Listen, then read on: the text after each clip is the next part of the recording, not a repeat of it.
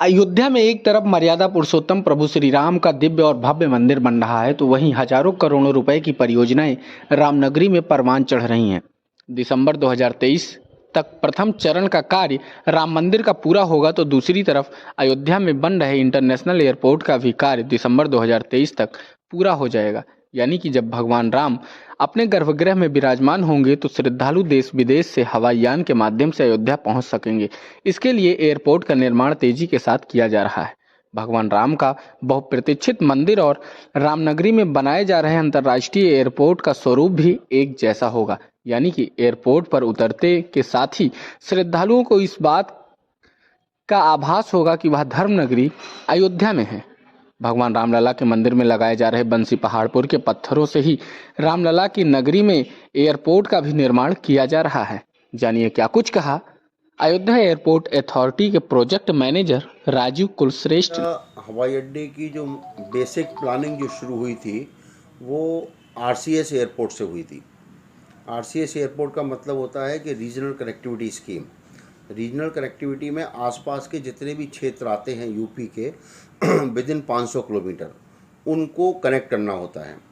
उसी के अनुसार जब हम आरसीएस एयरपोर्ट का ऑपरेशन शुरू करेंगे उसके बाद यदि पैसेंजर फ्लो अच्छा रहता है तो सेकंड फेज़ में इंटरनेशनल एयरपोर्ट की प्लानिंग है।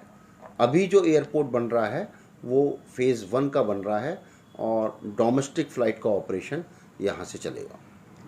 तो किस तरह से ये विषय देखिए, आपको शायद ध्यान होगा यदि आपने पहले भी आए होंगे तो 31 मार्च तक हम लोगों की प्लानिंग थी प्रोजेक्ट को पूरा करने की, जिसमें कि डे का जो लैंडिंग फैसिलिटी था वो वीएफआर हम लोग दे रहे थे, बट मंत्रालय की तरफ से नाइट लैंडिंग की फैसिलिटी को भी इंट्रोड्यूस करने के लिए बोला गया है।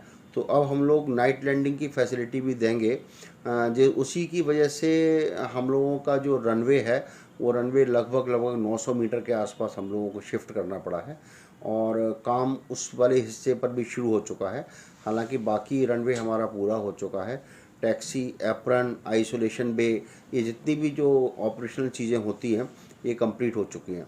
लेकिन क्योंकि हम लोगों ने 900 मीटर इसको बाद में बढ़ाया है, उस 900 मीटर पर काम चल रहा है और हम लोग पूरी कोशिश में हैं कि अप्रैल मई तक इसको पूरा कर लें। और जो टर्मिनल बिल्डिंग का काम है, टर्मिनल बिल्डिंग के काम में हम लोग कुछ एक्स्ट्रा काम हुए हैं, जिसमें राम मंदिर के अनुरूप कुछ जीआरसी वर्क करने के लिए बोला गया है। तो उस जीआरसी वर्क की वजह से करीब करीब जून में हम लोग जो है टर्मिनल बिल्डिंग का काम पूरा कर देंगे। तो यात्री देखिए, ऐसा होता है कोई भी हवाई अड्डा जब शुरू होता है तो शुरू होने के बाद उसकी लाइसेंस लिया जाता है। तो यदि हम लोग जून में पूरा करते हैं तो जून के बाद में कम से कम हम लोगों को 2 से 3 महीने लाइसेंसिंग का लगेगा। हालांकि लाइसेंसिंग प्रोसीजर हम लोग साथ साथ भी शुरू कर रहे हैं।